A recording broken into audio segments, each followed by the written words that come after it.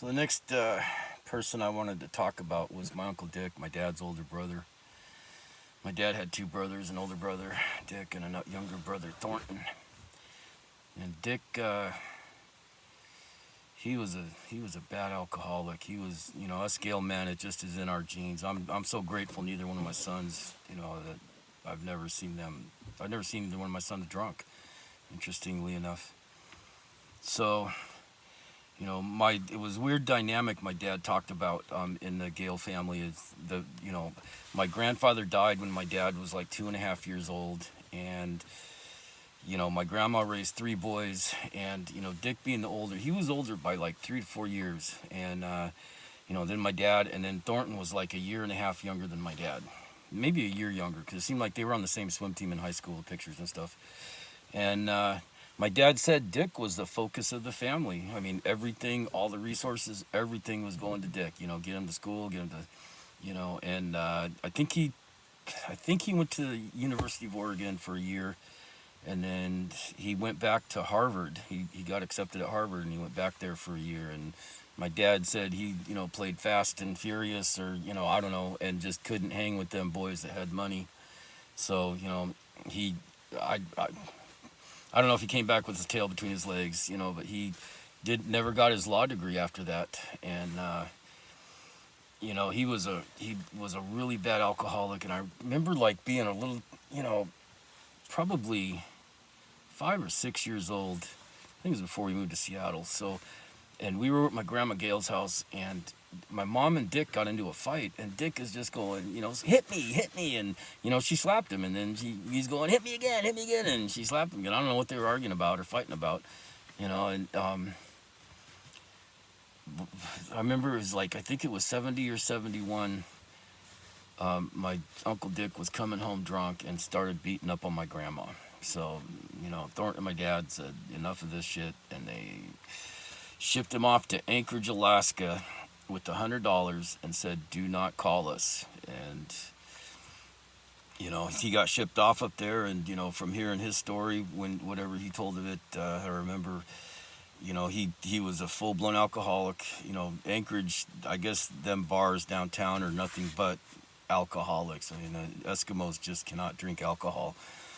Indians couldn't either. That was their downfall. Anyway, and he was just a homeless drunk, and he said he was sleeping under a bridge somewhere, and a Salvation Army worker came and got him and brought him in and fed him and cleaned clothes and showered and a bed, and he got sober from that. And so it's like anytime I see a Salvation Army, I'll go up and put whatever dollars I have in their thing. And it's what those people did. I mean, they did that for my family. They started that AA for my family, because my uncle got sober up there, and he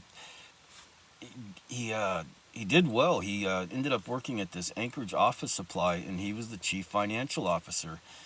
And that's how I, my 16th year, I turned 16th June 5th. I think like 2 weeks later, a Friday, we got out of school. Saturday, I was on a plane for Anchorage. They served me wine on the plane. That was bizarre. I guess we're out over international waters, and just everybody gets, and as I'm like, oh, cool, I get a little buzz coming into Anchorage. So anyway, I got ahead of myself there. Sorry. He got sober up there, and he did well, and so I'd seen my Uncle Dick a few times, never really close to him, never really talked to him. He came down to visit. He was the CFO for Anchorage Office Supply. He came down to visit. We'd moved to Bremerton. We'd been there a couple years, and no, we had about a year and a half. Anyway, Central Kitsap High School is 10th, 11th, and 12th. So, ninth grade is in junior high. And I did half of 8th grade, all of ninth grade, and then, going into high school. My sophomore year, I wanted to play football. I grew up in Connecticut. All my friends played football. I might have just been 7-on-7, organized football, but they were playing football. And one of my neighbors, one of the kids in the neighborhood got hurt. some kid, he was sitting on the ground, and the kid came right behind him and just put his head forward and just messed him up. And my parents said, "No, you can't play football." And I'm like, I wanted to play. So ninth grade, they come to ninth grade, and they say, "Hey man, sign up for tryouts, for football." And I asked, "I do this?" And said, "Yeah, Before I tell that story, my mom, growing up, her punishment for me was if I signed up for something, she would find something to take it away from me. It was like, by the time I got to sixth grade, I stopped signing up for stuff just because it's going to be taken away.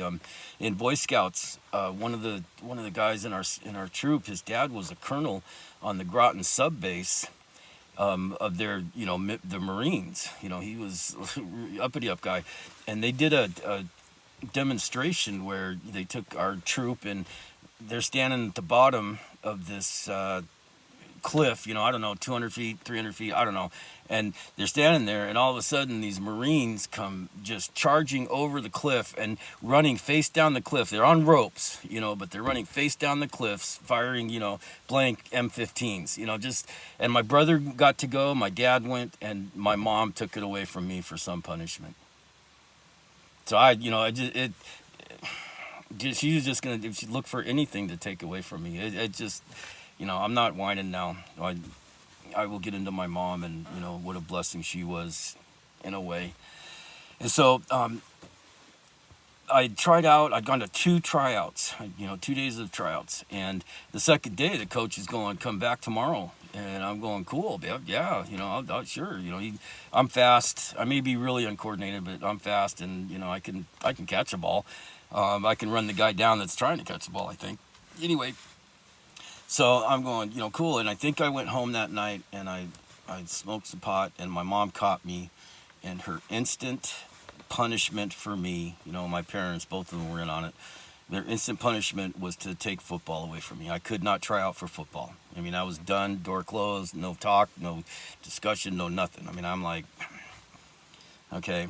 So, that would have been what, August, back then they had regular school years started in September. And so that, I think it was September, Dick came down and visited us. I think he was there like 4 or 5 days. And, I meet him, and he's this pill freak. He has had every vitamin that you could buy. He would just get a big handful of pills, 15, 20, go gulp, get a glass of water, and just all of them. Just one time. I've never seen anything like that. So that's going to be later in the story. That his pills are going to come into play. He hears this story about my parents, taking this football away from me as punishment, and he's going, "Wait, stop. Are you guys listening to yourself? This kid wants to do something really good for himself, and you take it away?" And it's like they went, oh, yeah, you're right, Dick. Yeah, you're right. That was bad of us. We shouldn't have done that. And I, living in Connecticut, I was on a swim team for 5 years. I was a good swimmer. It doesn't take much coordination to get me through the water. I'll get to the part of my swimming story. And so they say, they instantly stick me on a swim team at the YMCA. And the Bremerton YMCA is this little chicken shit 20-yard pool. We practiced twice a week. We went down to, I want to say Purdy, Washington, Purdy. It was down in that area. No, Gig Harbor. It was down in Gig Harbor.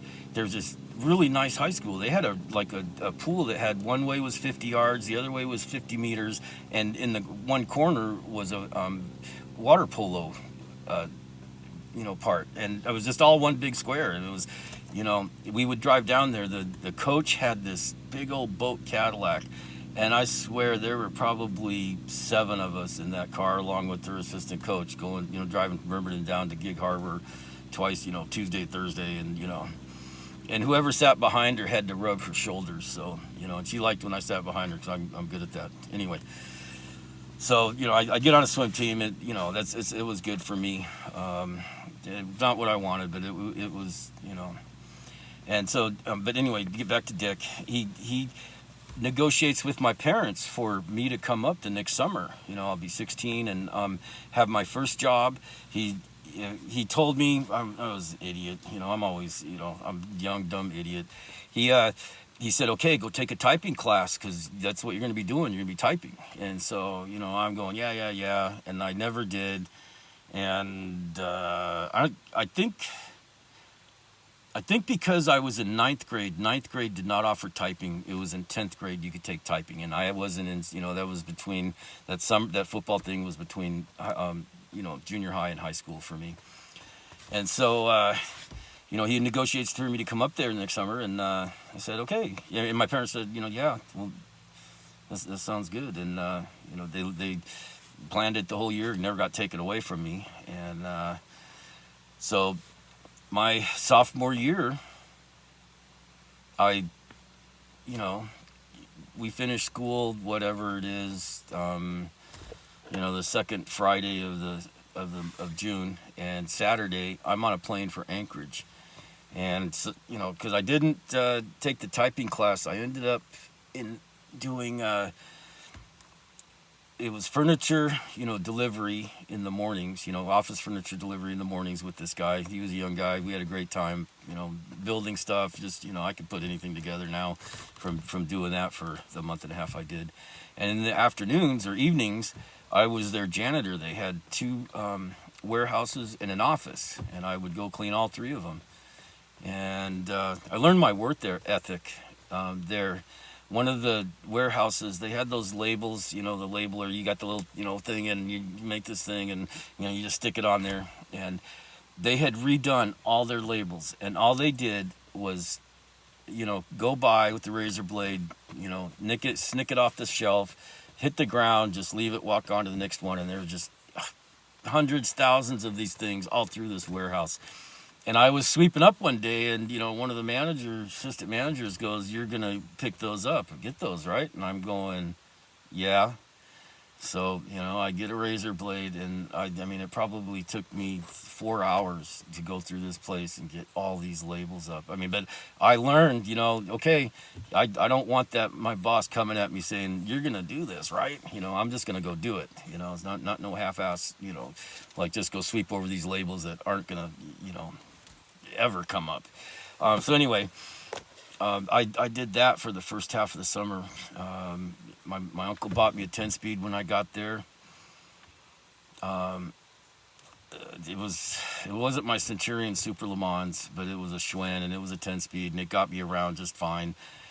I get to Anchorage. My uncle is living in this little POS cabin right in the middle of town, and just off some alley. And so we're going in there, and we were going to cook dinner. He had his girlfriend, Eskimo lady, and her friend over. We are just, and my uncle was a slob. He was a pig. I'm messy, but my uncle was just an absolute slob.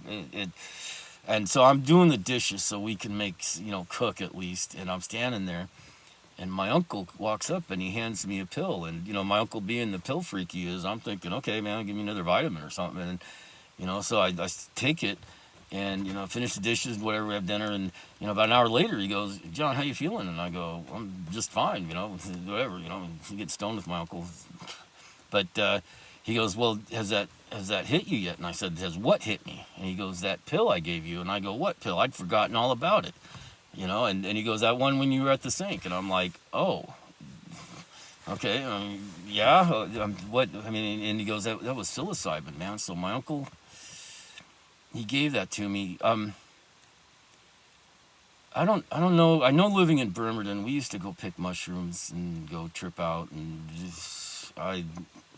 it was too intense for me. But so I don't know if he knew that I'd done that or not, but just it really wasn't cool of him to hand me something and take it and not tell me what it was. That is just like that's almost criminal.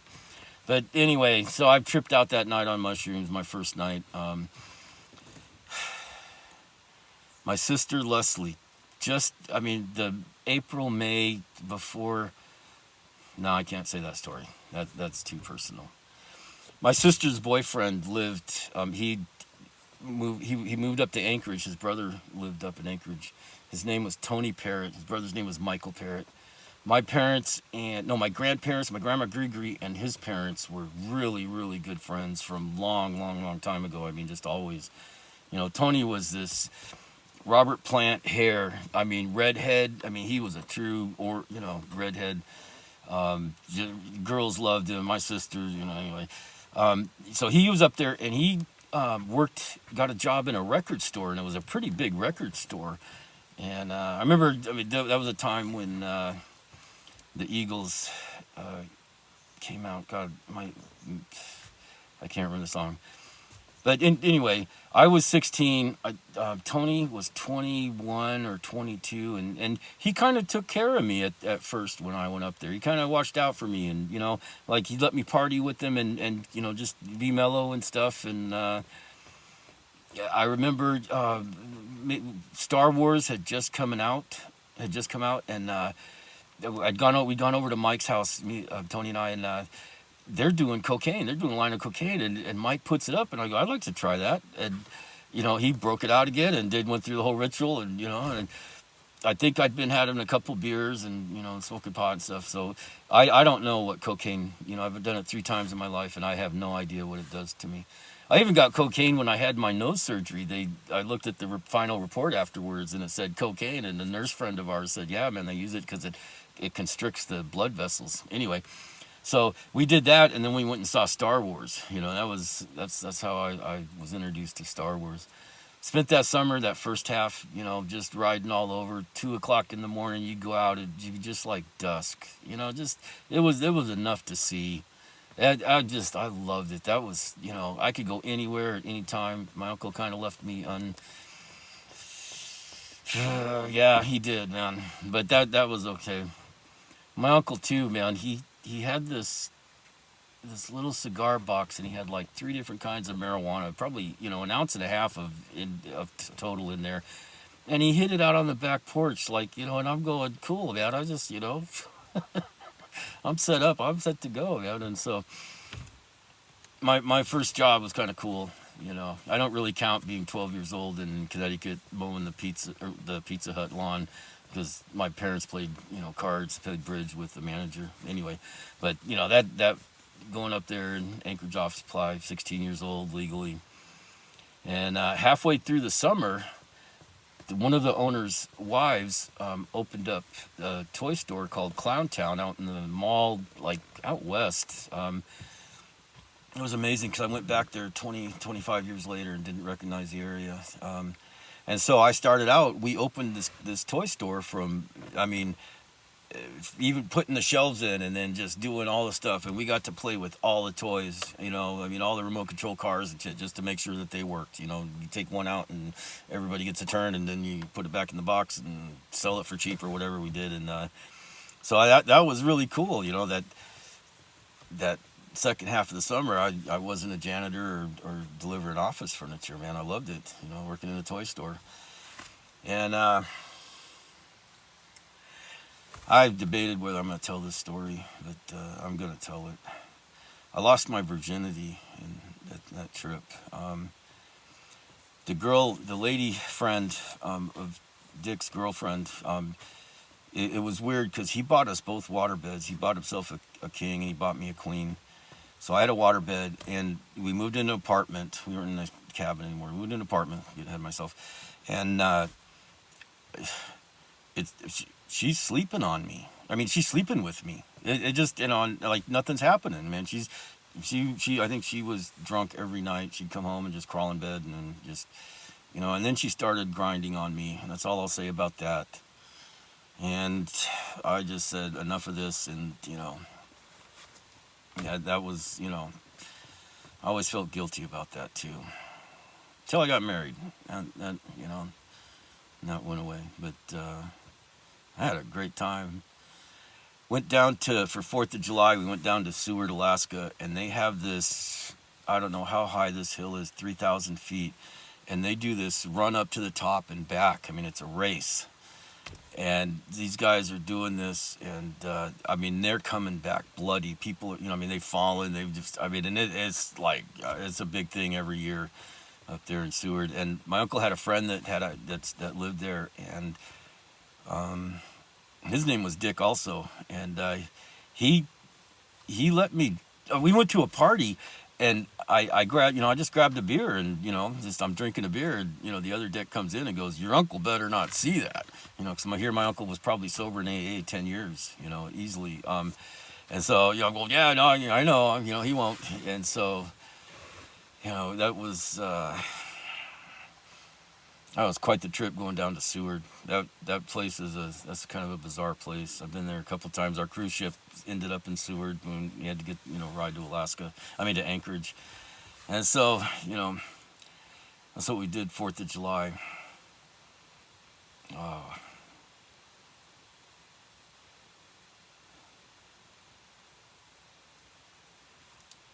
I get through the summer. God, I fell in love with this chick at Anchorage Office Supply. She was Chinese. Took her to lunch, just doing all my charm and stuff, and some other guy starts working there, and she starts dating him, probably running away from me. Anyway, that was funny. I get through the summer. The end of the summer's coming. My uncle and my dad's gonna come up at the end of the summer, and they're gonna take a trip out to my uncle's girlfriend's island out on the Aleutian Chain somewhere.